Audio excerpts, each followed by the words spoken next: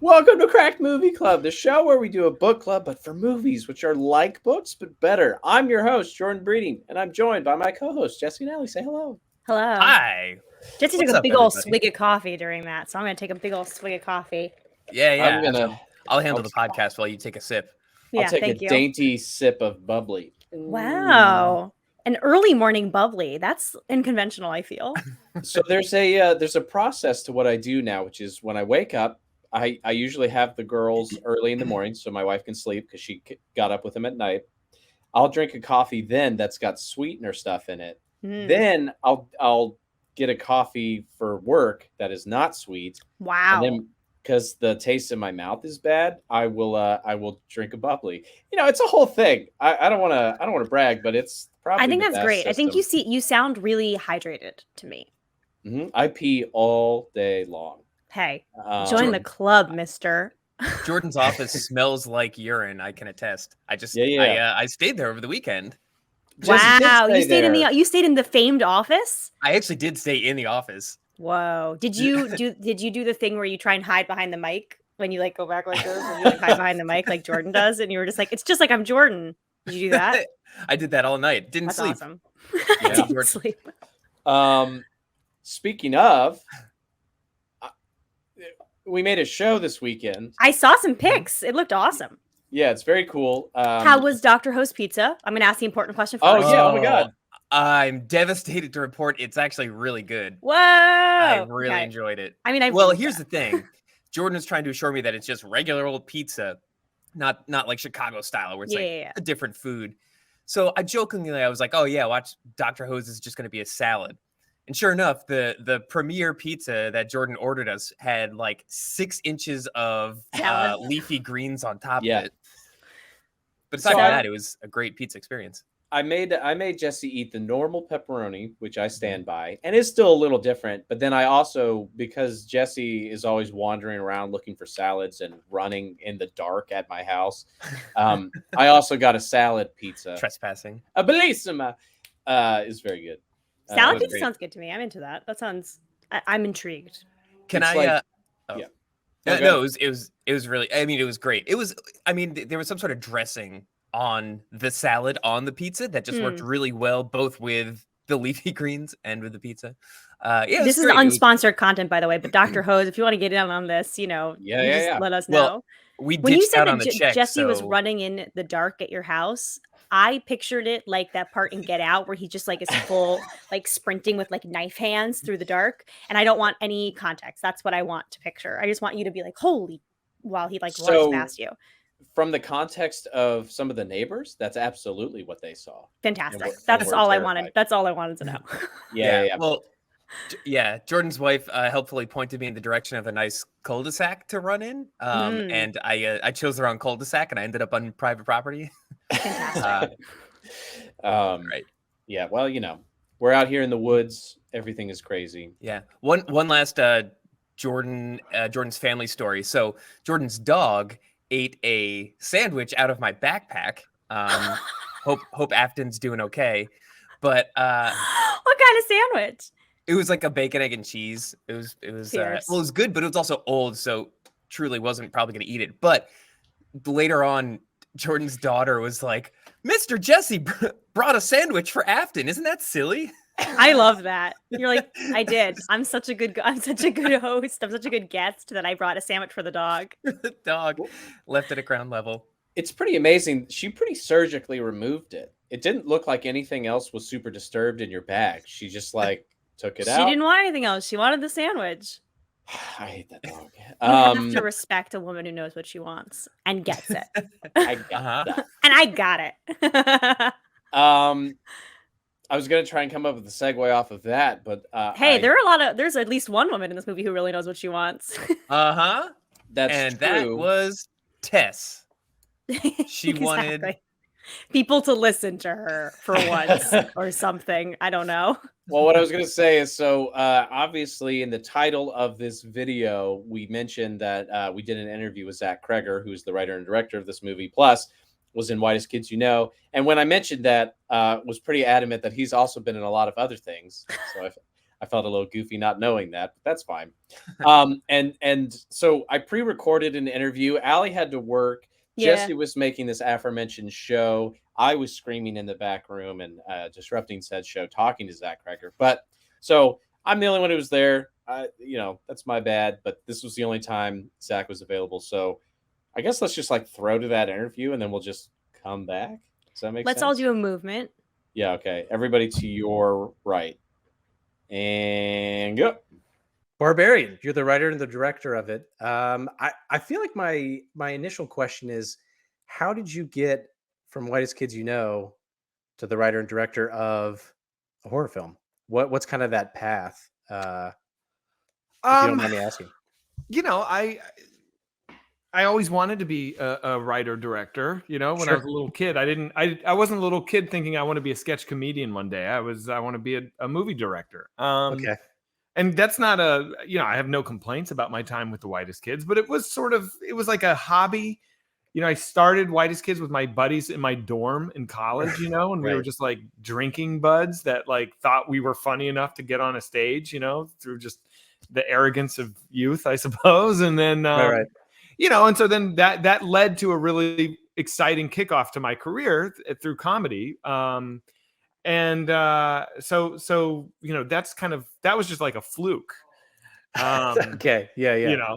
And I never really thought of myself as a young man as like a comedian. I had a good thing going with the Whitest Kids. And so I was able to parlay that into, being a relatively successful actor on sitcoms. And, I worked pretty steadily through my 30s and late 20s on sitcoms and stuff like that. But, I knew that that wasn't my ultimate goal. And so as I was doing my acting during the day, I would just start writing scripts at night. And so I wrote a bunch of scripts and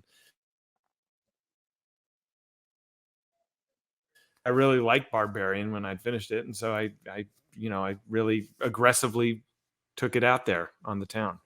Did you end up pushing that one harder than most of the other ones? Did you feel like that was the one or something? Well, the script I wrote before Barbarian, I actually still think I might like more than Barbarian, but it's a script that takes place in Gotham City and it has like Batman and the Joker in it and stuff. And it's like, that was kind of a non-starter. I sent that one around just as a writing sample to get people interested in me as a writer. Yeah. But Barbarian was kind of the first script I finished that I really loved, that I thought I could reasonably expect might get made. Okay. And I guess I have a question on the writing of that, because, the thing that I really enjoyed about it is that you essentially have sort of the first 2/3 of a horror movie in the first 30 minutes, and then it cuts to Justin Long. And it's almost like we're starting over again. Mm-hmm. Is that sort of born from, I just mean, the people they meet and they introduce the horror and the thing happens, and then we almost start over and we get the same thing kind of again? Is that sort of born from, if I'm not mistaken, you, at least on Wikipedia, it claims that you wrote it originally as kind of one scene. Is that sort of an exercise? Is that true? Yeah, that's true. I wrote it here in my garage where I am right now, Nice. late at night. And it was never supposed to be a movie. It was just supposed to be fun, like the way a little kid draws with crayons. I just wanted to just entertain myself. And so, I had this idea for a double book Airbnb, and I was just kind of typing along and just sort of just not really taking it seriously at all. And I kind of had the idea that I was writing the movie that most people think they're watching, where obviously, Keith is bad. He's going to do something at some point. Yeah. And then, she gets down under the house and I was just like, this is cool. And then it was time for him to do whatever he was going to do. I didn't know what that was going to be, but I was like, here we are. Like it's now or never. I can't really stretch this out any longer than this. Right. And I was thinking like, he could inject her in the neck with a needle and then like tie her to a bed. Or I was like, maybe I did not know what he was going to do. And I was like, all of this is stupid. None of this is interesting. It's all just like, everyone has known from the very beginning that he's the bad guy. So like, what? I'm not fooling anybody. So a giant naked lady comes out and kills him, and then I was like, oh, wow, fun.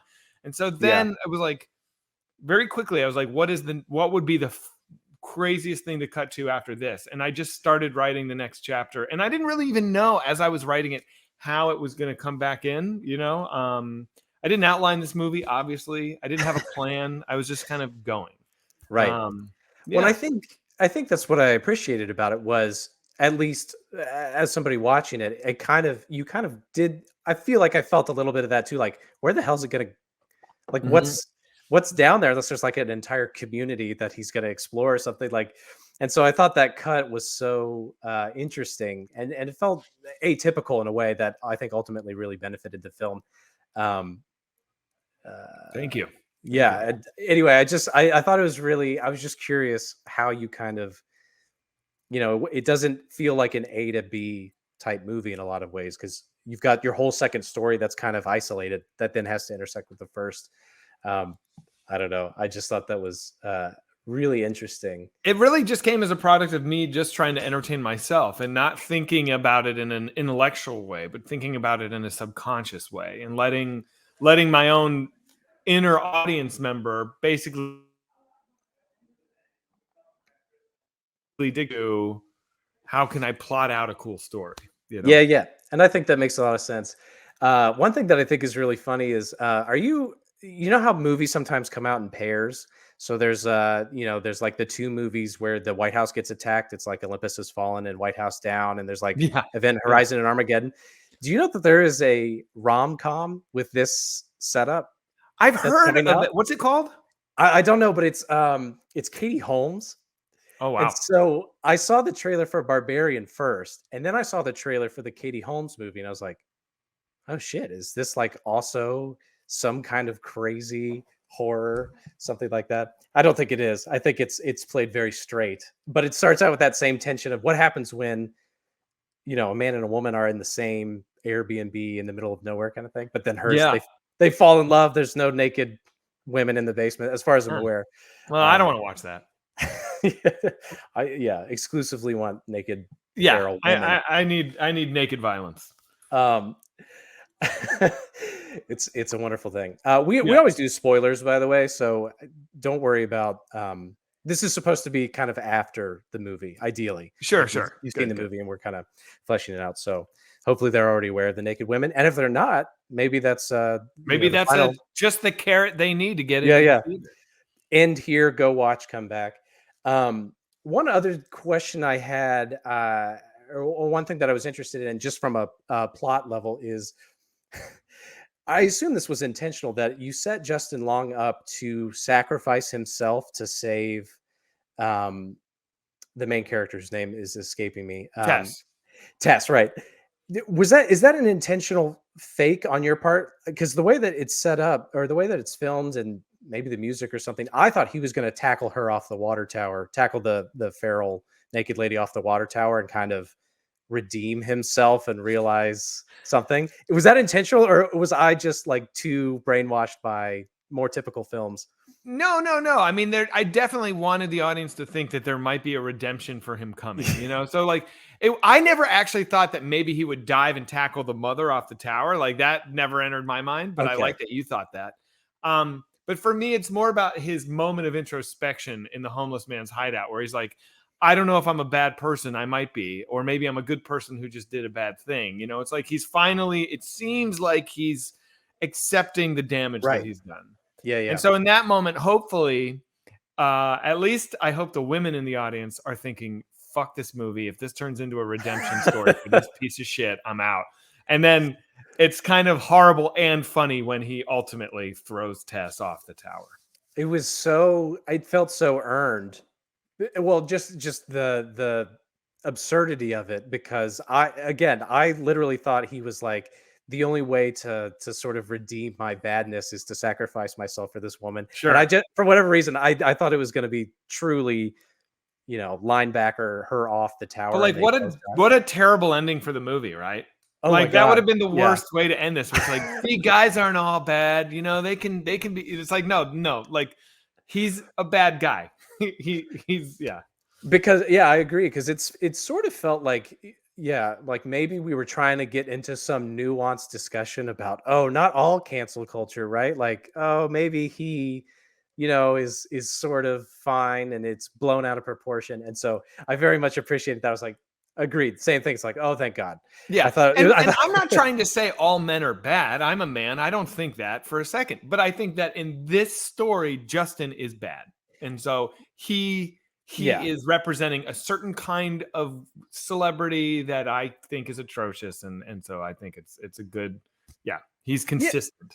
And it's Keith, right? Keith is the guy.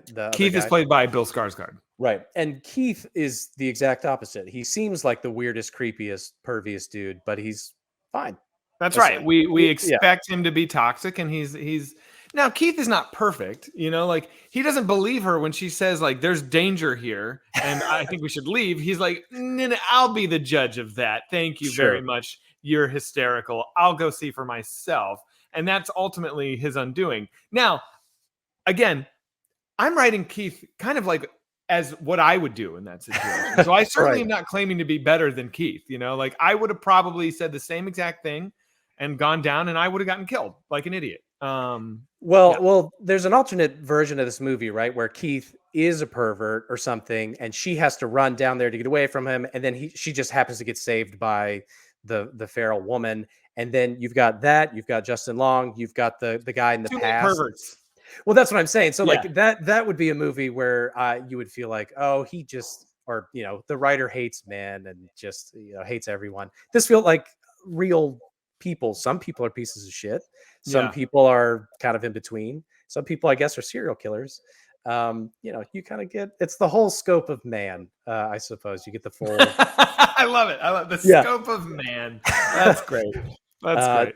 It's the full experience. But I guess that was another thing, is the connection for me. So it's really cool actually to hear that, Whitest Kids is not like, that wasn't the goal, and then it ends, and then you're just like sadly wandering through Hollywood for the next couple decades or whatever. Like that wasn't the pinnacle of it. That wasn't the whole goal in the first place.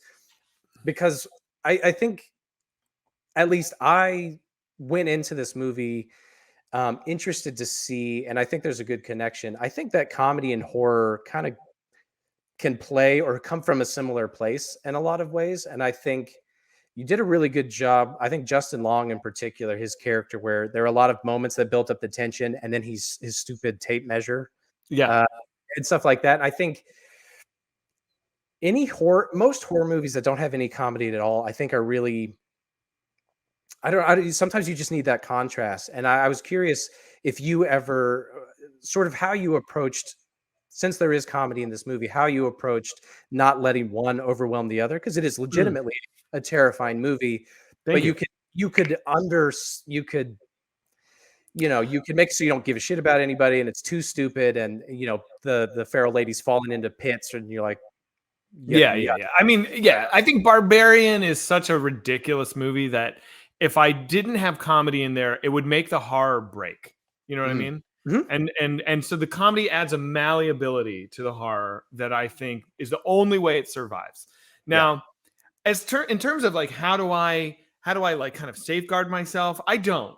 I just kind of write my own taste. And luckily in this instance, my taste kind of worked. I've written other things where it didn't, and maybe in the future it won't. But like in the case of Barbarian, I think I just for whatever reason I was able to kind of walk that line, and I really didn't. It wasn't calculated. I just wrote what I wanted. So that's the only honest answer I can give you.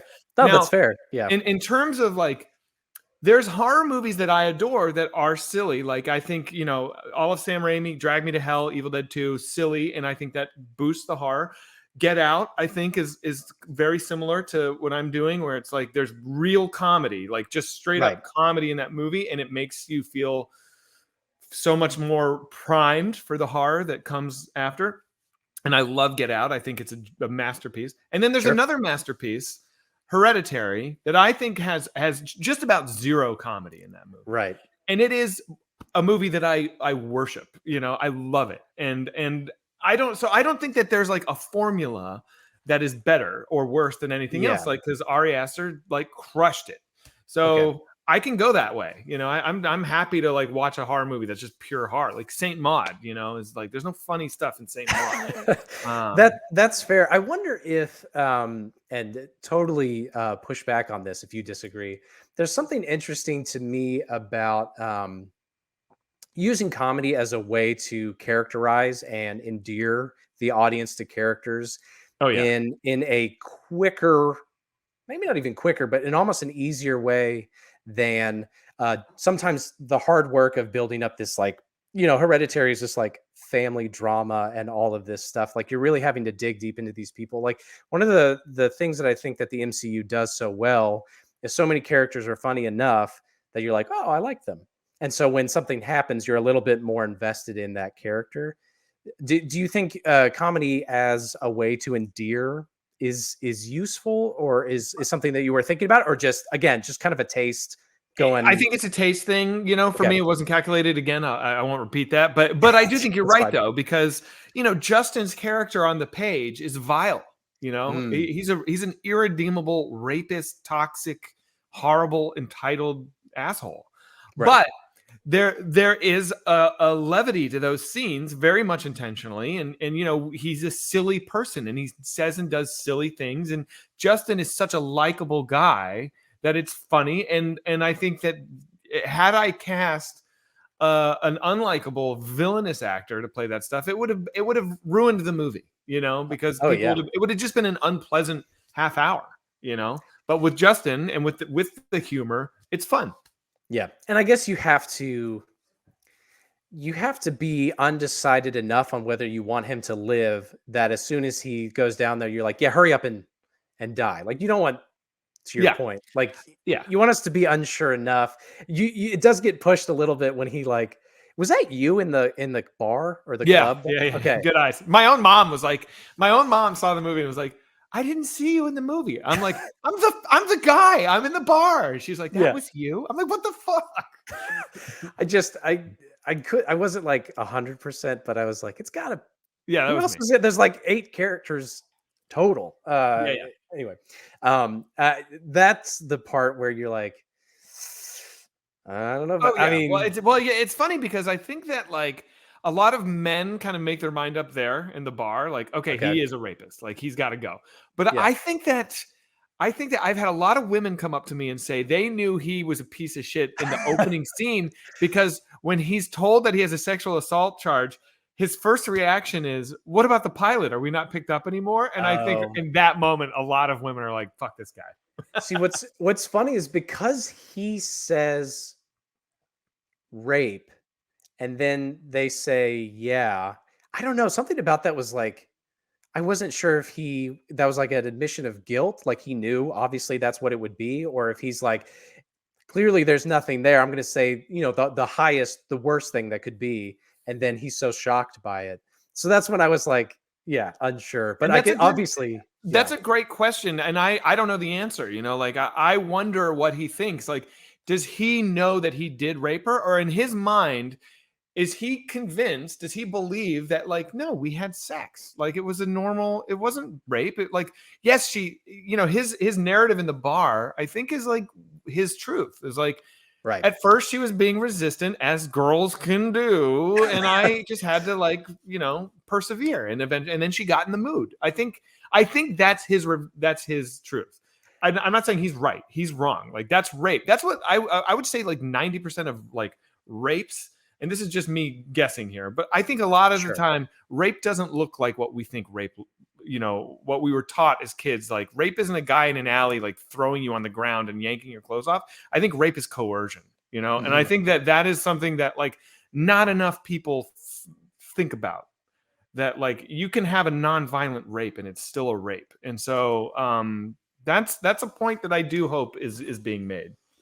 Yeah. And I do think I think you're right, because this is why one of the reasons I think the movie is enjoyable is because when he initially seems like he only wants to call her to get the pilot going, right? Like, to smooth it over, to keep it all fine.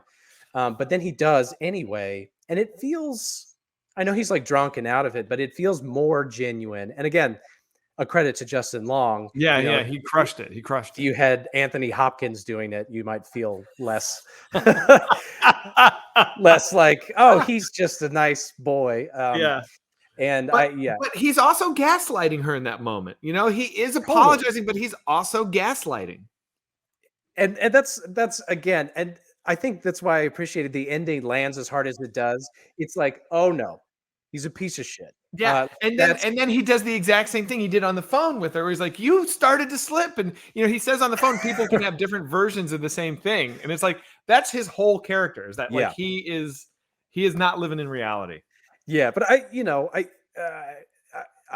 appreciated that it didn't become ultimately the single most nuanced take on cancel culture or something, or like all this, like, because like we had just said, like we get to the end of the movie and everybody feels like shit because it's like, what am I supposed to do with? Oh, he's kind of nice sometimes. Like if he had if he had tackled her off the roof, it's like, look, some rapists they come back, Yeah, that was never going to be in the cards. Yeah. I mean, look, and also, the last thing I want is to make a preachy movie with an agenda. I don't want anybody to walk out of Barbarian and be like, feel like they've been preached to. I don't want to preach to anybody. I want this movie to be fun and scary and stupid, and I mean it. If people want to have these other conversations, it's great and I'm happy, but that's not the point, But there are scary, fun, stupid movies that don't hit quite as hard because they're also not. It's not even that they're saying or not saying something, but they're kind of just dealing with nothing. Like there's no grounding to anything in the real world or life. I think of God, I'm trying to remember. I feel like I've seen a lot of bad horror movies recently, but I can't think of them. But I mean, even just thinking about like this is not comedy at all, but like I had to watch for work, I had to watch every single Saw movie. And Saw movies keep acting like there's something that you're supposed to care about, but they don't know what it is. It's the like, oh, you're supposed to appreciate life, but it's so watered down that ultimately you kind of get a little distance from it because like Saw is ridiculous, obviously. Talk about ridiculous premises, but you also don't feel any weight of anything because it's like, if you're a bad lawyer, maybe you'll get tied up in a basement, but it's never specific enough. I can guarantee you no lawyer has ever watched Saw and been like, maybe I should change my ways. That has never happened. Right. And, by that same token, maybe not a lot of rapists are watching Barbarian going, oh, but they might, there's a little bit Look, more... I think that there might be a 13-year-old boy who watches Barbarian and he sees what's going on and it enters into his mind that coercion is rape. And if that happens, that's awesome. Yeah, absolutely. And that's all I'm saying is just giving something that grounds it to sort of, it's a real trauma. And ultimately, like one of the things Tess is afraid of is being attacked. Like, so, that is sort of the underlying issue that we're kind of dealing with a lot there. I had one kind of, it's not a plot hole, but so I don't know how there's familiar... plot holes. I am not, believe me, I'm aware that there's plot holes in this movie. I could rattle off 4 off the top of my head. That's, it's not even a plot hole. It's just hit me. I don't know how familiar you are with sort of the more modern version of Cracked, but we're just always looking at movies way harder than they ever need to actually. Well, I like that. Okay. Who is doing the booking at this house? How did this happen? And why did she... Who's doing the booking? Yeah. So like so this is how it works. So AJ owns the house and he has hired a property management company to maintain and rent it out. Mm-hmm. And so Bonnie Zane, who's the voice on the phone, who was actually in the movie, but I had to cut her scene. She is listing it on multiple websites. Yeah. And so she accidentally booked it on Airbnb and HomeAway simultaneously through just a clerical error. And so then when they show up together, that's her bad. And then that was 2 weeks ago by the time Justin shows up. So like the maids come to clean the house. They don't, before the new thing, they don't come to clean up after. So the house has just been standing in that condition for 2 weeks until Justin shows up. That's what it is then. It's the 2 weeks. For whatever reason, I thought Justin showed up that night. No, because he says, do I have people here? And she says, we haven't rented it out in a couple of weeks. Okay. And so that was the part where I was like, I thought they had shown up, without anyone even knowing. Like, and that's the thing. They have confirmation emails and everything. Right. That's where I was starting to get confused. Yeah, there's all these plot holes in the movie, and you picked one that's not even a plot hole. It's not even a plot hole. It was just a question. Yeah. Plot hole is just the catch-all for I didn't get it. Okay. No, that's good. That's good to know. I guess I didn't. For some reason, I thought that she was fucking with him. Well, no, it's funny because I was listening to a podcast last night that was talking about the movie, and they liked the movie, but they were like, so did the mother and Frank have a relationship with the lady that booked the house? Like, were they all in on it together? And I'm like, what? Like, are people really hung up on, like, obviously the mother is not communicating with a property management. Right. That's insanity. Like, she can't even speak. No. Right. Yeah. Okay. Yeah. No, that's very funny. I just, for whatever reason, something about the time jump, I just didn't trust it. I was That's fair.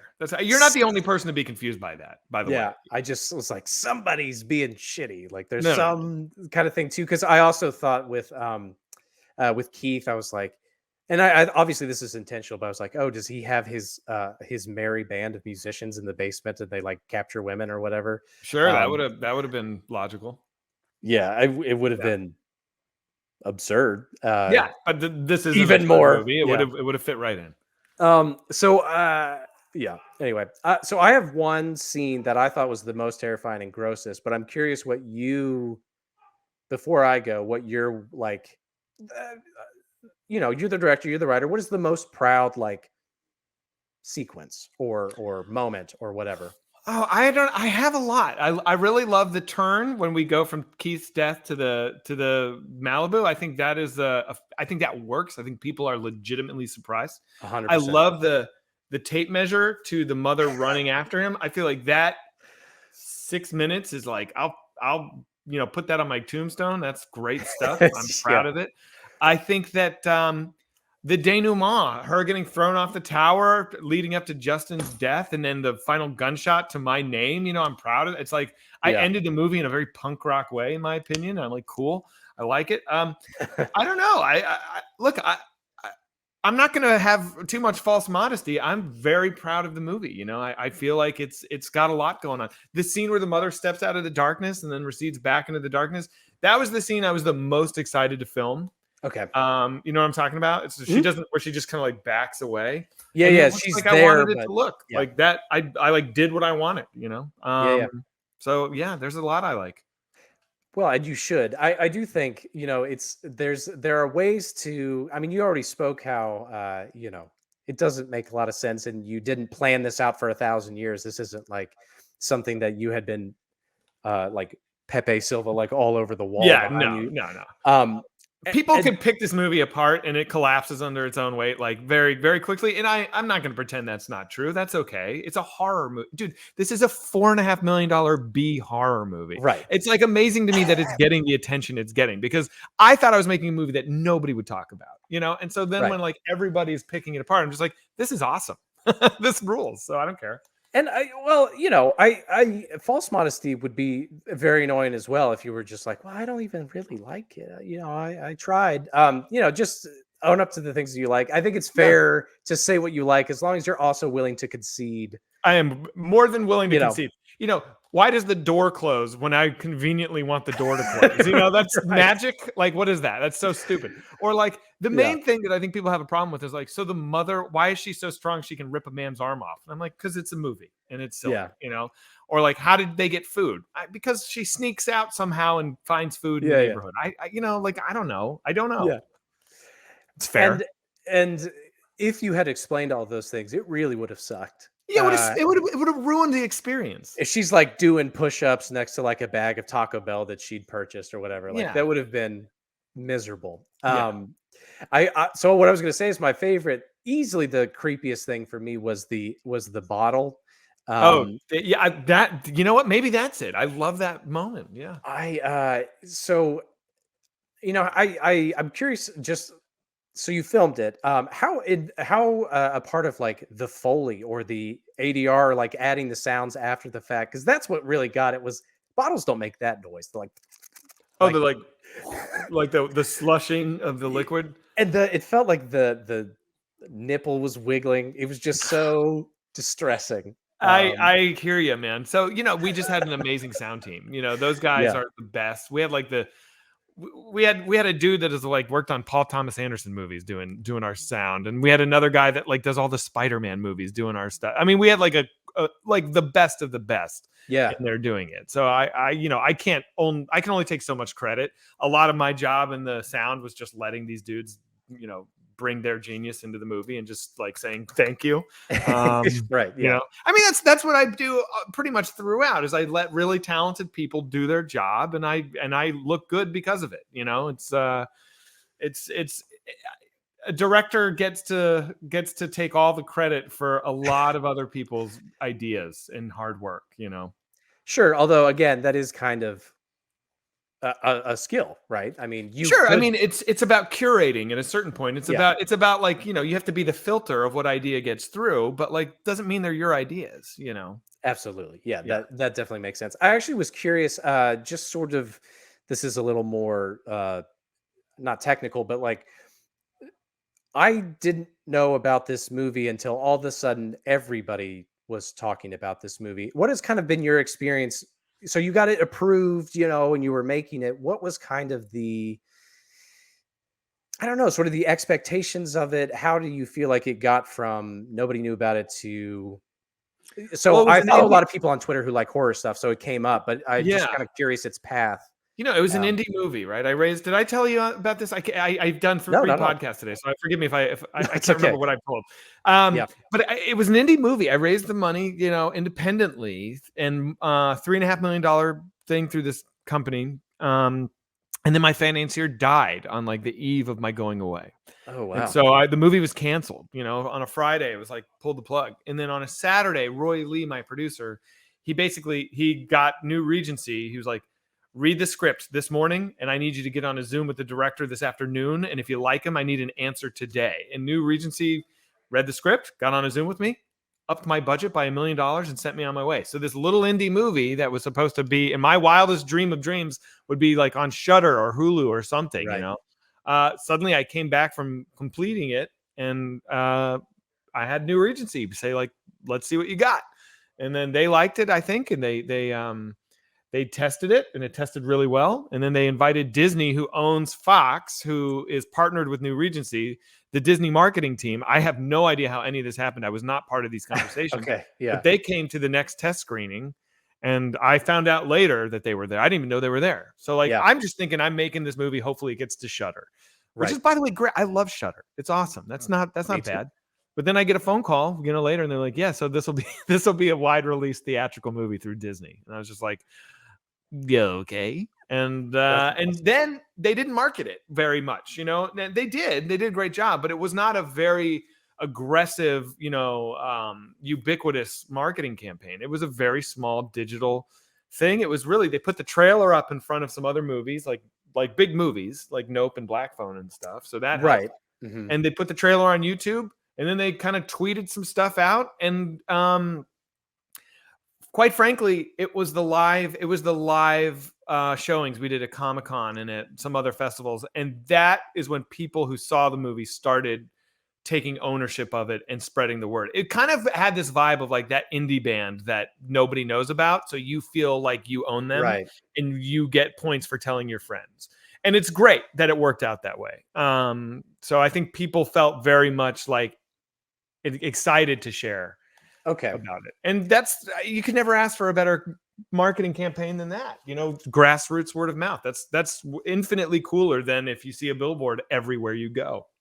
Right. And I do think, kind of coming back to, I don't know why, just for whatever reason, comedy and horror just feels connected to me in a lot of ways. Just, I guess emotionally, I feel very similar when watching a horror and a comedy. So when they get smashed together, it doesn't really faze me. But I was going to say that I think in both, I've seen stand-up comedians that I had the best time in the world watching them. And then I see that set later by myself in a living room, and I'm like, I don't know. Yeah. I don't know what I thought was funny. And I think horror is the exact same way. Like I saw Alien Covenant in theaters, and it was one of the best experiences I've ever had because everybody there was so there for it. Oh They yeah. were freaking out, and they're like, ah. And Yeah. I've seen it later. And I was like, oh yeah. I mean, it's cool. And I think Yeah. the fact that you were able to show Barbarian to a bunch of nerds at a Comic-Con or whatever, and have all the people in the room, you get so much of that energy in a way that you wouldn't have if it went straight to Shudder. I think you would have had a much harder time having people watch it on Shudder and tell all their friends than Comic-Con. But maybe I'm wrong.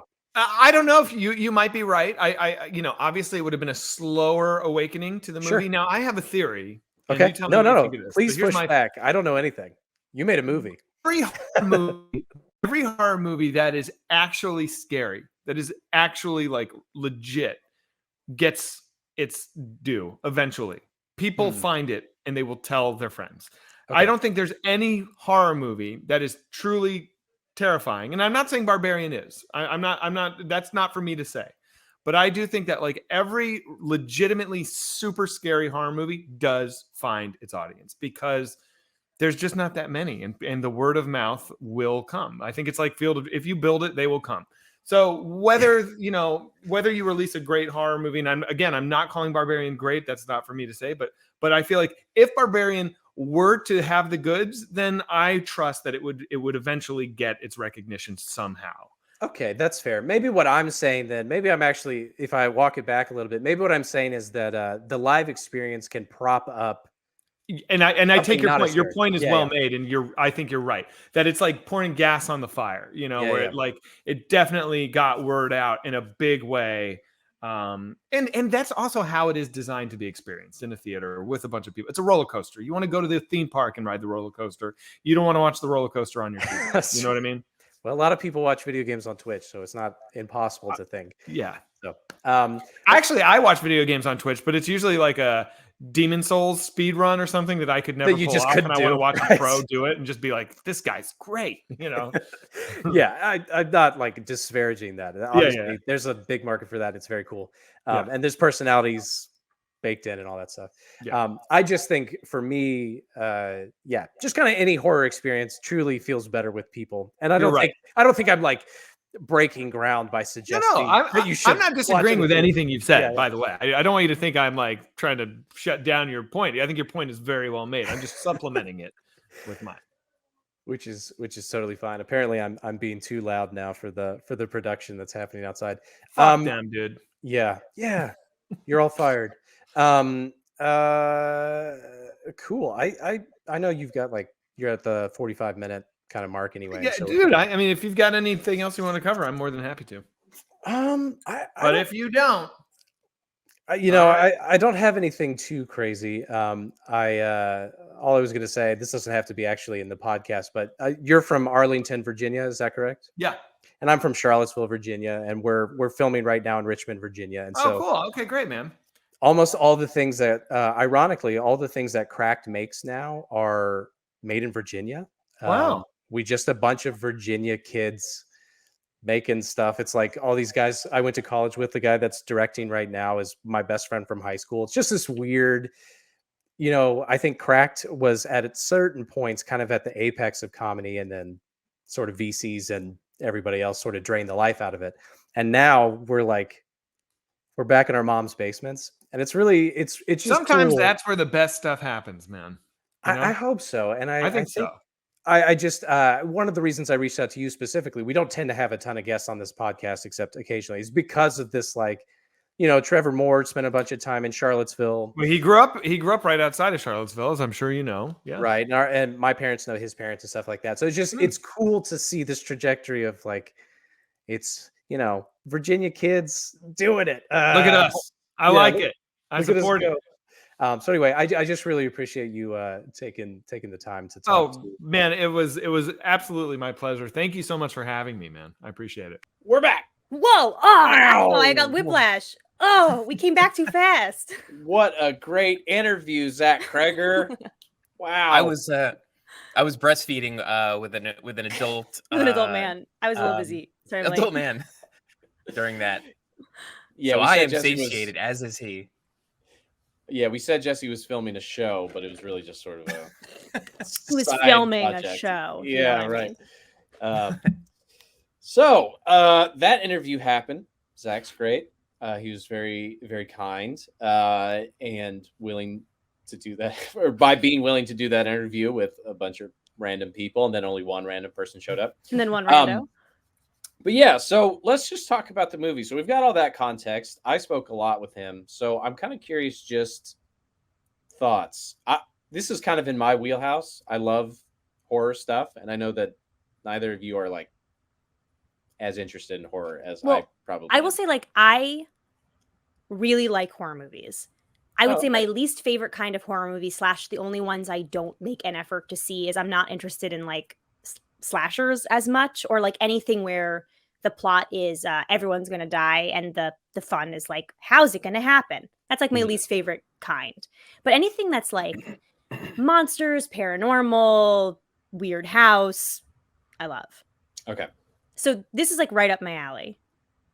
This is exactly the kind. Hey, this is the kind of horror movie that I like will like, and I really liked it. And I also want to say, I was really, really, really, really, really scared, like really scared. And the reason I wanted to precede that by saying that I like horror movies is that, like, it wasn't like I don't like horror movies, and this scared me. Like, I like horror movies, and it really scared me a lot. The first act moved so fast and was so full of so much tension that when it got to them being in the underground tunnels and stuff, I was like, how can this movie have another hour? Because like I'm already so scared, and I'm already like so like gritting my teeth scared that like I don't know what I'm gonna do. And so it was such a fun surprise to have this like narrative cutaway structure, which was like such a genius idea. But before that reveal, I was like, am I gonna make it? Like, I'm already so scared, and there's so much movie left. Normally you're not that scared until like the back third or something. And so I was like, and I also want to say like two things. One, I am very claustrophobic. And so like one of my worst, something that like is in my dreams as like a nightmare, is trying to find somebody in a dark place where my brain says you have to go further in, but my heart says don't go in there. And that like literally was exactly in the movie. And like Georgina Campbell is such a good actress. And like when she's like calling for him, but like there's like the hysteria in her voice, I was like, I feel like I'm watching myself. Like that really scared me. And the second thing is, I've never lived in a house. I like grew up in New York City. I've like stayed in houses. I've like been like in actor housing and like blah blah blah. But like I have never like lived in for a long period of time, owned a house. And so to me, every basement has a secret passage. I just want you all to know that like a Jordan's house has one. If you are in a house right now, you have one. Like ours does. I believe that. Like this confirmed. This to me confirmed a bias I have already. That like, if I ever were to like go like live for a long period of time in a house with a basement, I would like just never go in there and lock the door to the basement and just be like, that doesn't exist to me. And so I hate when a movie confirms a weird fear because you're like, I knew it. Every house has a scary basement where people get killed. Like to me, this was documentary. So I was really scared. I don't know if I've talked about the house that I grew up in before on the pod, but it is a full-on haunted house situation. So it's a farmhouse from the 1880s. The basement is like, you take these creaky wood steps to get down there. It's like barely 6 feet. It's dirt and dust floor. The walls are like stone and like sort of masonry work. And so in and of itself, incredibly spooky. But there is also like a weird little like false room almost. No, I think it's technically it's like grain storage, but it's like a very small New York City studio apartment, just like oh, that makes me feel more comfortable. Okay, no, now I'm comfortable. Now I'm comfortable. Yeah. But yeah, it's like there's not like a doorway to get in there. It's sort of like a slit, like about like chest level, that's like a couple feet high. So that's very spooky. And yeah, so I've never had a boarder of any sort. I've never had like a giant naked woman in there. And I've never seen a ghost, but my dad has a couple of times in the time that he's lived there, seen in the corner of his eye, what he says is like he thinks it's a little girl in a dress walking across the room on the other side of the room. And it's always like as he's sort of like dozing off or whatever. So anyway, why is he sleeping in the basement? Well, he's not in the basement. He's in the living room at that point. Like dozing off, like watching TV or whatever. Yeah. So that's just he just like went to the dirt floor. Yeah, he's laying on the dirt floor to sleep. Yeah. That's how the Eisemann sleep. They get as low as they can. That's why I live exclusively in basements. They just lie on the floor. So anyway, that informs my my appetite for horror movies, which is that I don't have a big one because I grew up being scared all the time. Yeah, because you already were the woman in Barbarian. Exactly. Yeah. It's a miracle you escaped. I mean, absolutely. So that just the way they treat this basement was already so like, I know this feeling. I'm like kind of putting on like a familiar like pair of pajamas or something like, oh, this sucks. I want to get out of here.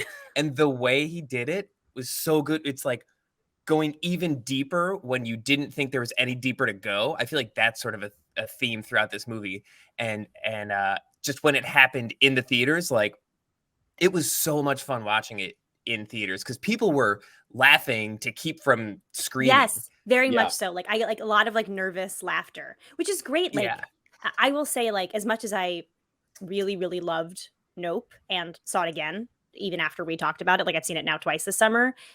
It was like a great movie and it was like a fun roller coaster ride, but I was never scared. And I like forgot what it felt like to watch like a scary movie, like a capital S scary movie in a theater with people. Cause it's been a while with the pandemic and the movies that we've seen. And like, I haven't seen like a movie that's been really, really scary in theaters in a while. And I forgot what it feels like when it goes like really quiet and like you could hear a pin drop in the theater. And then everybody has like that one little explosive moment where they kind of like gasp or laugh or whatever it is that they do. And then then you kind of hear some talking and then it gets quiet again. Like, it was just great. Like long story short, if you're watching this with spoilers, still haven't seen the movie, I would strongly recommend trying to see it in a theater just because like absolutely it's like such a good theater experience. Great cast, like great actors, some truly fantastic performances. Yeah. Can I say my little theory? Not like a Jesse Eisemann theory. Ooh, the story. My main takeaway from this movie is that one of the true villains of this film, and I think intentionally, because like I think Zach, this is one of his thesis statements, is that Kurt Braunhauer as the nice next door neighbor of Frank, way up there on the list of villains of this movie. Do you think like that's the subtext, or you think that the things that we see him do? Here's what like I making think. small talk. Here's out a guy of who obviously has lived next door to Frank the serial killer for years. He says it in the dialogue as textual. He's like, oh, it's 15 years and counting. It's time for us to move on, right? So he's lived there for a long time. He watches this man get out of his car in a blue boiler suit with a nameplate that says Carlos. Not even once is he like, that's weird. Carrying a huge handful of diapers. And he's not like, this man doesn't have a baby. This man doesn't have a family. Doesn't seem to have a baby family. He's just like, well, that's how it goes. Blah, blah, blah, blah, blah. I'll be moving out soon. And lets this guy go into his house. That he has been watching weird shit happen in this house next door to him for nigh on 15 years and said not a word. Real villain of the piece. Honestly, that's a good point. There's so much like the evils of the suburbs is like a fun theme that I'm glad reared its head in here, because like that's an unspoken thing among people who live in houses. If I feel like can't relate. I feel like homeowners very much have an attitude like, I don't give a shit what you do over there, and just don't look at what I'm doing over here.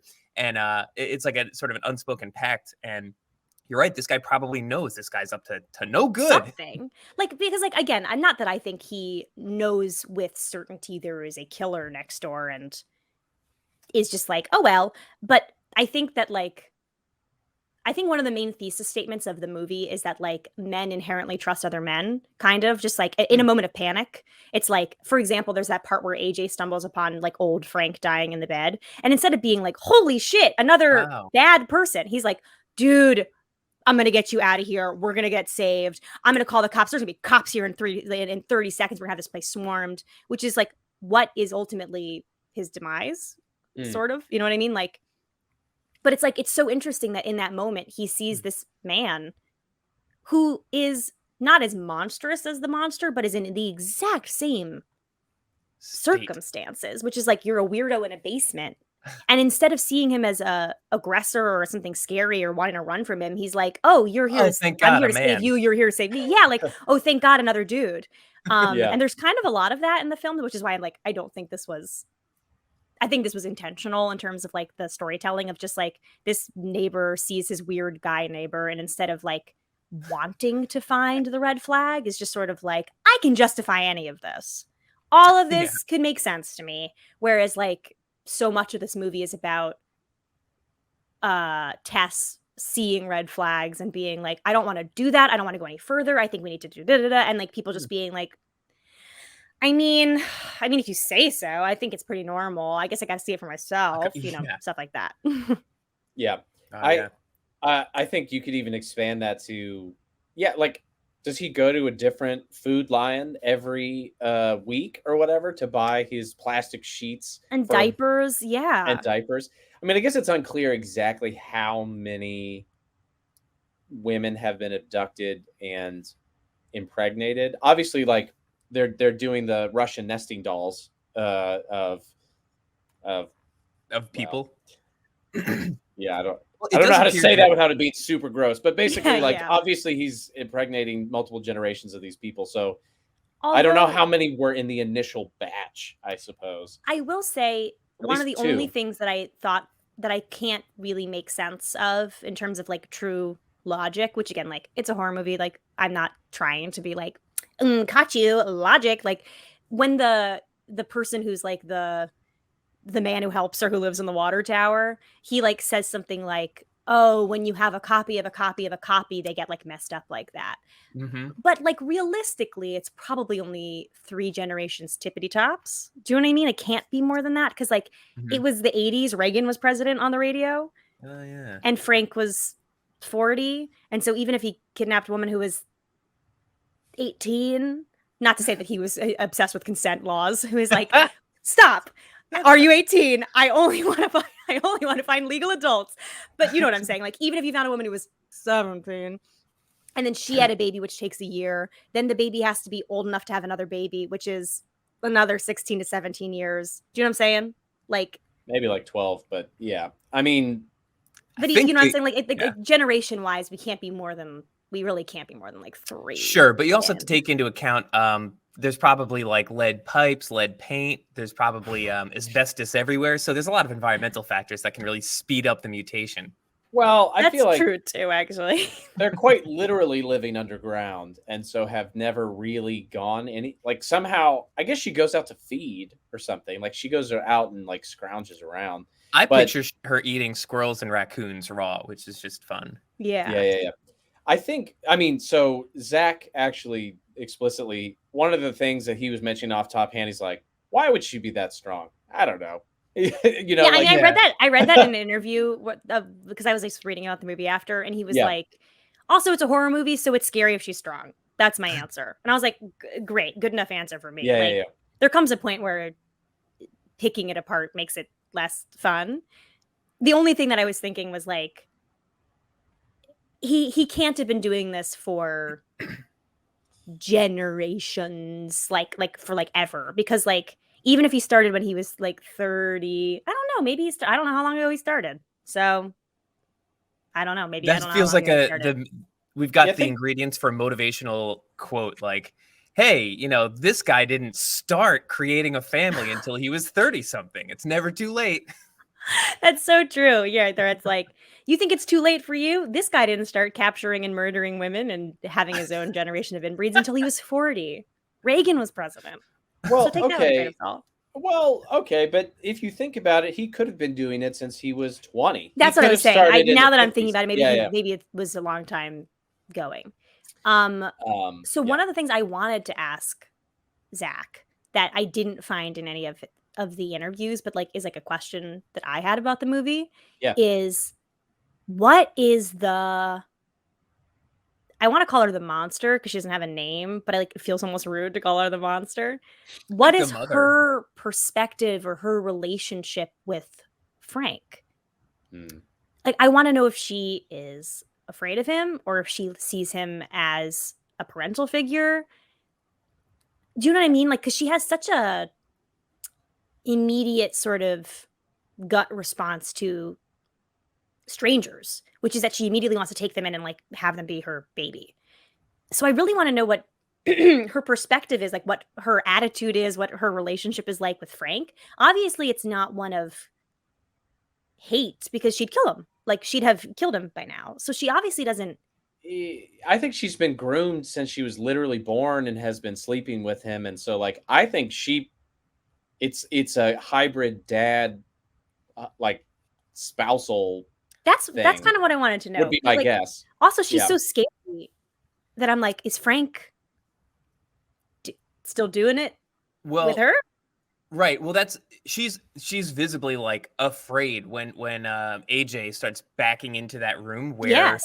She does seem kind of afraid. She's afraid of him. So I get you have to imagine she's probably taking care of him. She's probably at least bringing him like cans of cat food or whatever. But like she does like, and I think that was the point of that moment. It was like, this is the scariest thing you've ever seen. The homeless guy from nearby even says she's not the worst thing down there. Yeah. I guess he's referring to the dude. And at least her, she is afraid of the dude. Yeah. So he's probably, even if she views him as a parent type spouse, he's probably not the warmest guy, the kindest gentleman. You think? I was really reading him as being a sweet Mr. Rogers-y kind of type. Yeah, he doesn't have the charisma that like real life serial killers do. Like when he's in the store, he's you think he'd be like yucking it up with the lady, and he's just like diapers. Yeah, he was one of those mean serial killers. I just don't like those. He's not going to get a Netflix special. What a freaking dummy. Work a little harder. Come on. Yeah, he's not going to get 7,000 Netflix true crime series like Dahmer has gotten in the last like 2 years. That guy's been grinding at it for so long. It's at a certain point, it's just nice to see people succeed. We gotta let him retire.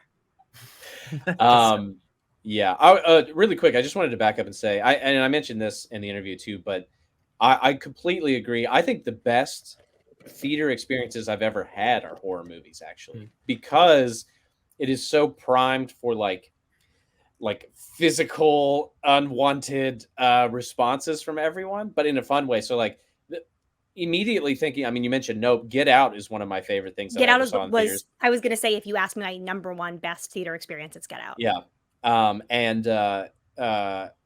It, the first one, and freaking Alien Covenant, which is one that I mentioned, which is not a good movie, but everybody there was like, and it was even Gone Girl, which is not a horror movie, but has like those really suspenseful dramatic moments. Yeah, for sure. It's just so great to watch it in theater as opposed to like I'm checking my football scores on the couch and it's like I'm like oh my god, like Event Horizon, which we're going to talk about soon. Where well, spoilers, but I was scared. I really liked it. I've actually never lived for an extended period of time on a spaceship. So on a big spaceship. So I assume every spaceship's like that, so, confirmation bias. It's more that he was like 2 p.m. on a Monday. It was also 2 p.m. on a Monday for me too. Yeah. So it's like, whatever. That's great. We'll talk about that with Jason Pargin later. Stick around. Wow. This movie if you're in our apartment, stick around. Sorry. This movie is so good, and I have a hard time imagining myself watching it again. I was like really very, very scared.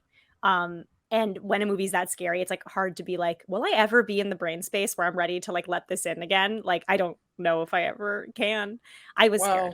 And it'd be so different, right? Like so much of the horror comes from not knowing what the hell is going on, obviously. And, even tension like Skarsgård. I can't remember which one is he. His name's Keith in the movie. Why are you talking about which Skarsgård? Yeah, but whatever. Bill? Is Bill the dad, though? It doesn't matter. Keith, there's so much tension there. And you know what I always want? This is something I just want to advocate for. He played Pennywise the clown in It. So he's already a freaky dude. He can actually make his eyes go separate directions. Yeah. What a skill. I think he should do that in every movie, just sort of For regardless. fun. Yeah. He's just like, hey, I'm a good dude. Whoop. No, Yeah. don't worry about that. That would freak me out. Doesn't matter what's going on. It could be a rom-com, and that would just the tension would be so high. You'd be like, oh my god, what the hell is happening? Why is he doing that to me? He already kind of has a little bit. His eyes are so big and expressive anyway. You kind of aren't sure if they're looking the same direction anyway.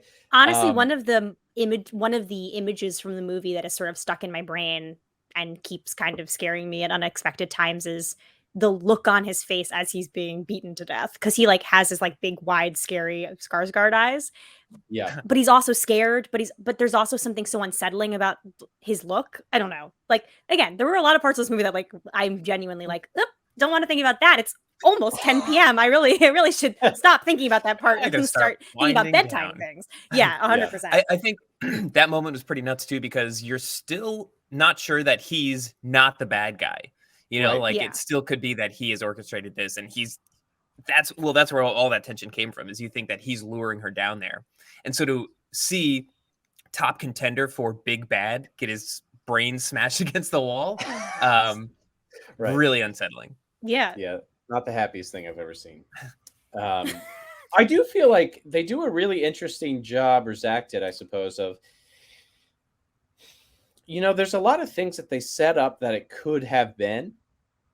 So like they mentioned like with the freaking dog crates or whatever sitting there. Like it's, I guess they're keeping babies in it or something, but that's not very clear. Like, what is that? Skarsgård or Keith mentions that like, I'm here because I'm part of like an anarchist jazz company or whatever. And we that shouldn't exist. And he's like, we like take over basements and shit. And so I was like, oh my God, what if it's like freaking Demolition Man down there? And it's like, that's what I thought was going on. It's like, there's this whole world of creepy pervert Detroit jazz musicians. And so I really think it could have, Zach was saying he sort of just wrote one scene and then he kind of was like, I don't know where to go. So that's when he started writing the Justin Long part, which is actually a great narrative device. But it's so fun and unexpected. And like I said, to me, necessary, because like it is at that moment, which is like basically exactly the 1/3 mark of the movie. Right. So scary and so at the pinnacle of like what you can handle as a audience member, that you think like, what am I gonna see next? I like kind of need a break. And then it like smash cuts to like the Pacific, what is it called? The Palisades Highway or whatever it is. I forget what it's called. Palisades Pacific Coast Highway, maybe? Pacific Coast Highway. Thank you. Yeah. Sorry, I don't live in houses. You know what I mean? It's like this like beautiful, like it's like, oh, I didn't, beyond that being a very smart and very unexpected device, I didn't realize how much I needed that to literally be able to finish the film. Yeah. So it's like so smart. And it's also like seeing a familiar face, like literally seeing Justin Long. Yeah. There was so many little things like that. Is like, I wasn't sure, is this Justin Long or is this a character? And not, it didn't take me out of it, but it just like put me in a different headspace that most movies put me in. I think Justin Long is like the perfect actor to choose for that particular role, because like there's a lot of trust built into this guy. I also feel like, so sure, it turns out he's a rapist, but like you're leaving space in your brain because you're like, I don't want to think bad about Justin Long. I know, but that's like, it's like the opposite with Skarsgård, where you're just like, look at this fucking creep. And then like at every turn, the narrative tells you he's not a bad guy. He's just a man. But you're like, there's something. Yeah. I've seen what his eyeballs can do. Yeah. I know what his eyeballs can do. And nobody with eyeballs like that should be trusted. And so it's just like fun, sort of like playing on your preconceived notions. Well, I was reading, I don't know if you talked about this a ton with Zach. I don't feel like you did, but I was like reading just like how hard it was to get this movie made. And that like, we did a little bit, but yeah. All of the studios just kept being like, we're not cutting away from the main movie. We're not spending 30 minutes on a new character, and a character who's established as a rapist. Like, that's not happening. And it's like, why not? It's kind of crazy that people like cannot see that, cannot envision that as working. Because they're like, first of all, it works so well. And secondly, it's a horror movie, not a rom-com. You know what I mean? Like, Right. you're not asking me to meet a character who's a rapist and then be like, but in 12 years, Harry and Sally get together. So it's like, I know what's going to happen to the guy. I know he's going to get to the house. Like, have a little faith in me. He did say one of the things that he mentioned, and I realized we're sort of, if you saw the interview, you already know this, but one of the things he mentioned was like on the page, Justin Long's character is very clearly despicable. There's Yeah. nothing redeeming. It's a piece of shit. It's very obvious. But then you cast Justin Long, and you're like, oh, well, it's not that bad. I think what I'd said is like if it was Anthony Hopkins driving around, you'd be like, Right. that guy's That's bad. what's so fun about it is that, like, in real life, these people who have convinced themselves they've done nothing wrong are like people. They're not Hannibal Lecter. Do you know what I mean? It's like, Yeah. and I think that's like also kind of a point of the film, which is that like Frank is a weirdo, but like people lived next to him for a bazillion years and nobody said boo. And it's like these people who have this capacity for like monstrosity are just people. It's not, you don't look like a giant woman with pendulous naked breasts. You look like a dude. You look like Justin Long. You look like whatever. Do you know what I mean? Like anybody is sort of capable of it. Yeah. Not anybody, but like, you know.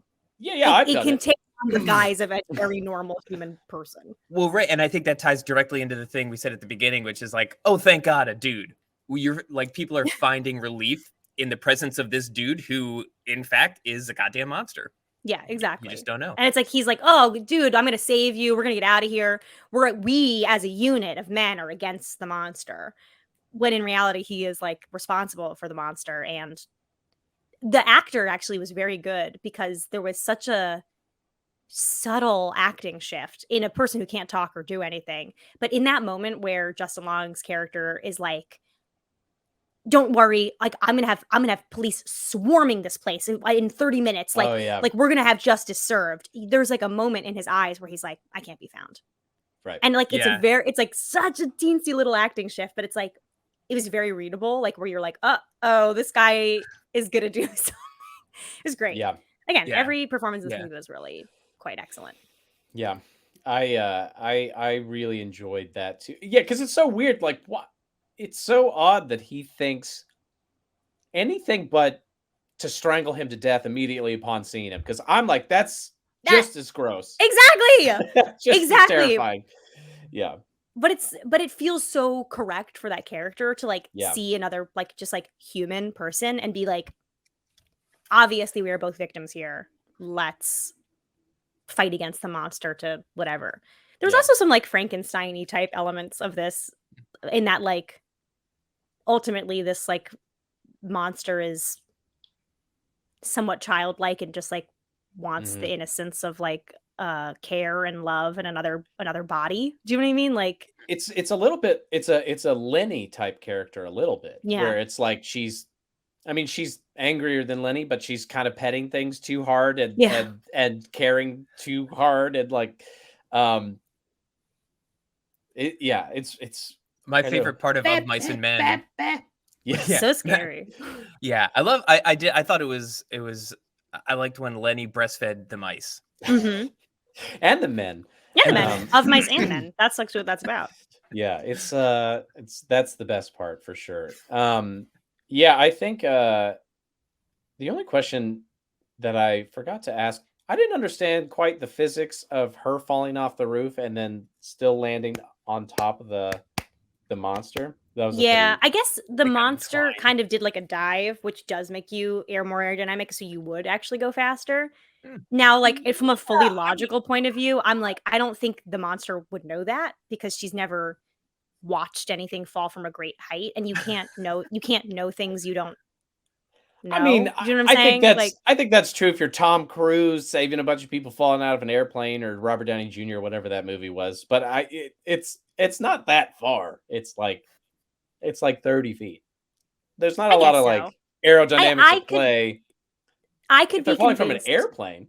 I could be It doesn't convinced that matter. if you were falling like this with your arms up and I like made myself like an arrow, I could fall faster than you and like be but my counterpoint to that is this woman has watched one film her entire life, which is a breastfeeding VHS and lives underground. So in my mind, I don't think she even knows that if you fall from a great height, you die. Like, I don't understand how she would understand that would kill her. I don't, you know what I'm saying? Like, I think, and how would you know that? Well, I don't think she's making a conscious decision. I think she's just jumping after the baby, quote unquote. But it doesn't matter. It truly doesn't matter at all. I just thought it was funny. And that was the thing I said to Zach. I thought Justin was going to tackle her off.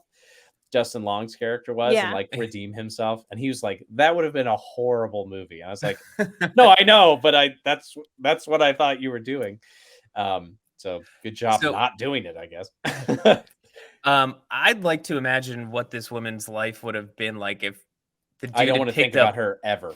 If the dude had picked up any other VHS, like what's a movie that was out in the Reagan era? Blank Man. That's what I was thinking. I don't think I'm not sure if the timeline works out, but imagine if the mother watched nothing but Blank Man. Nothing but Blank Man. And she was like making people like make toasters that can fly like in her basement. She was like, ba, ba, ba, ba, ba. And they're like, I don't understand. Toasters don't light on fire. And she's like, ba, ba, ba, ba. And he's like, okay, fine. Like, it's just like making people tinker with weird shit downstairs to make their dumb comic book inventions. She would have had a huge pendulous brain instead of the boobies. Also, there would have been like, remember that one part in Blank Man where they go underground and it was secret lair and it's like all weirdly like painted on the stuff? Like, yeah. I was thinking of it. She had a secret lair. But she used it for evil instead of for good. Exactly. Instead of for Blank Man purposes.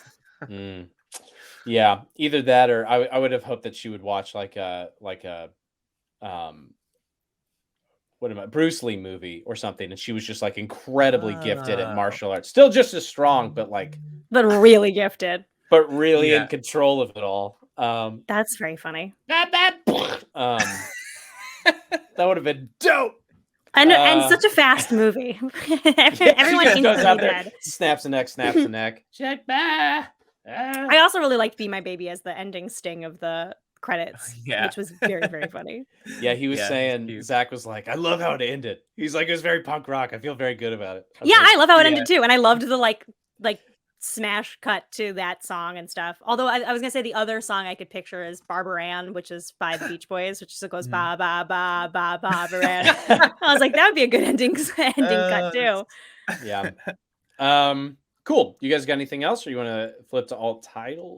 I just feel I think you touched on it a little bit in the interview, and I don't know that there's much more to say about it, but I just want to point out like the connection between comedy and horror. This movie made me think a lot about that. And I wonder am I making things up, or is there a little bit of a trend of like established comedians becoming like horror? No, definitely. And they're all kind of hitting it out of the park too. Like there's yet to be one who's been like, I'm going to try it. And then been like, oh, good. Oh, this sucks. Fun. Yeah. Good job, dude. Like it's all kind of been the hits. I couldn't articulate it in a way that I wanted to, but I feel like they are sort of attempting to elicit similar emotions. Absolutely. Like this, like drama and sadness takes this time to develop, or like whatever, like you have to do a certain thing, but comedy and horror both kind of rely on just like I mean it's the element of surprise, and it's not just jump scares. This one had jump scares, but that wasn't even the scariest parts, or it wasn't the only scary parts. But yeah, it's a matter of like it's like a like conducting a symphony almost, like good comedy and good horror. It's like balancing these tensions as you go along and setting expectations and leaving red herrings that are all plausible. They say like this isn't true, obviously, of like every comedy, but like one of the first things you learn about comedy is like it'll come in threes. There's like two things that are expected and then like the turn, which is like not all that different than what you would expect if you were trying to write something that was scary, which is like, every scary movie is like, they heard a sound on the stairs and there was nothing there. Then they heard the sound on the stairs and there was nothing there. And then the sound was right behind them. And it was the woman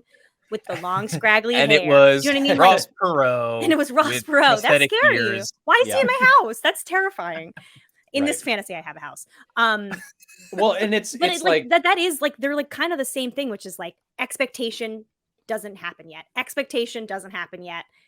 Punchline, and then like in a scary movie, the punchline is a scary thing, but in a comedy, the punchline is like the funny thing. Like it, like I think understanding the like setup release kind of feeling like works extremely well in both, and if you get one, you can kind of get both. I think too, just to put a bow on it for this movie, I think the perfect encapsulation of doing both at the same time was Justin Long with the tape measure. That was so funny. Because not only does it set up multiple gags of him being like, "Oh my god, this is terrifying." Just kidding. I'm gonna do the tape measure all the way down the stairs, and then the tape measure is used as a terrifying like it gets sucked off into the into the whatever the depths of hell. That's or what happens in suburban basements. You get sucked off into the depths. I believe it.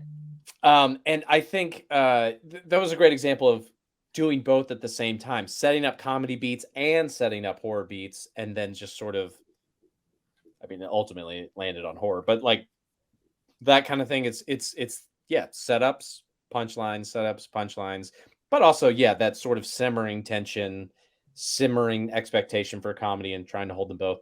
I think it was great. And I think obviously like one of the best examples that you're mentioning, Jesse, is Jordan Peele, obviously coming from a background in comedy, just seems to balance those things really well. But totally. Yeah, that's good. That was, I'm glad you mentioned that, because that was something I was like trying to articulate while also, you know how funny is scary? Yeah. Also, I will say of all the performances in the movie, which were all universally great, Zach and his little cameo in the movie is also really funny. When he's just like, "You're my dude, man, you're my dude, and I would never ever go against you, but you gotta tell me." Yeah. He's so funny. It was great. Great. You guys want to do, because we gotta get to some stuff. Skedaddle. You want to do some alt titles? I got two. Yeah. I don't got none. You should start. I'll think of something. I just had Bread for Love. Wow. And there's a couple of ways you could do it, but I had Bed and Barbarian, but I was thinking you could do Air, Bed and Barbarian. Yeah. Nice. So maybe that's how you do it. Air, Bed and Barbarian. Or, Breakfast and Barbarian, but there wasn't so much breakfast. I mean, there was some jiggly nipples, I guess, but jiggly nipples. There was like certainly baby formula. Yeah, there's milk. Was it formula or is it breast milk? Maybe it should be Bread and Breakfast and Barbarian. How about that? That's breast milk. Good. Bread and Breakfast (parentheses nipples) and Barbarian. I think that's a really just streamlined. We get all the points. What do you got, Jesse? Barbarian. Just cut that. I forget. I just made these up now, man. I had a couple ideas when I watch a movie and I can't find them. Oh my god, that was your worst one yet. I mean, I thought you were gonna say Tess and Keith's Infinite Playlist. I'm gonna say AJ and Mother's Infinite Playlist. Okay. And then this is a play on. This is a thinker, but Okay, That's let me try and dissect that one. Our SEO is gonna be killer on So many people are already searching for that, Yeah, I mean, you never know. I bet you somebody's out there searching for woman breastfeeding full-grown man. Oh yeah, for sure. If you want to just put that in the tags, like someone's out there looking for that. So I mean, there's a whole adult baby community. Every day, Jesse teaches me something I don't want to know. I feel like that is like the recurring thing of this podcast. Where I'm just like, Jesse, why would you say that? Why do I have to know that now? You're like giving me you curse me with information. I want you to think about that when you go to bed instead of Barbarian. That would be helpful. Well, that's gross. If you have an alternate title, please put it in the comments. I'll put the form thing in there as well. I think we're gonna premiere this. Wow. So I'll still be in a chat somewhere. Should we do a red carpet for the premiere? Like in what maybe way? Actually, probably not, because I'm gonna try and release it today. So we'll see what happens. Oh, just kidding. But this is kind of like a bonus episode, and then on Thursday we're gonna have Devin Byam, my best friend, talking about lucky number 11. That's awesome. And then I'm gonna get him to tell some embarrassing stories about you as a younger person. I have so many more on him, so it's sort of mutually assured destruction that really works in my favor. I'm excited about that. That sounds great. And much like Event Horizon. Yeah. Then we got Jason Pargin next Thursday talking about Event Horizon, which will be great. So, you guys got anything else, or can I say the things and we wrap up? Say the things. Wrap it up. All right. We are live streaming, give or take, every Thursday, give or take, at 4 p.m. Eastern, give or take. Next week, when you're watching this, I don't know, on Thursday, I already said this. Subscribe to Crack Movie Pub here, but also Apple Podcasts and Spotify and all that stuff. You can then request movies. I already mentioned that. Where can we find you, Jesse? Find me on Twitter at Eisemann, Eisemann. Mrs. Alice Nutting. Find me at Miss Alice Nutting. Also, it's very funny. I've realized, again, this is my fault because I've had this username when I was unmarried. No, not even unmarried, but like 14 years old or whatever. It was like my first ever, like, like whatever. Because I was like a theater kid who was obsessed with Mr. Dudden Drood, which is where this character, Miss Alice Nutting, comes from. It is very funny to me that people think that my name is Alice. It's not. And that my last name is Nutting. It's not. And that so many very sweet people in the comments have been like, and congrats to the new Mr. Nutting, which is so funny because like, it's not my name and my husband didn't take my fake name. And it's like, none of those things are real. But again, thank you so much for the sweet. The intention was so pure, and I appreciate that. I feel like there's some joke about how when I got married, I became a Mr. Nutting, but I'm gonna leave it alone. And you can find me at _J_breeding on the Twitters, and also, you know what? I'm just gonna keep mentioning it until somebody yells at me. But I do have a YouTube page, and maybe I'll put something up there someday. Maybe I'll get fired, and then I'll put a lot of things up there. Yeah, screw you guys. That's it. We're done. Goodbye, everyone.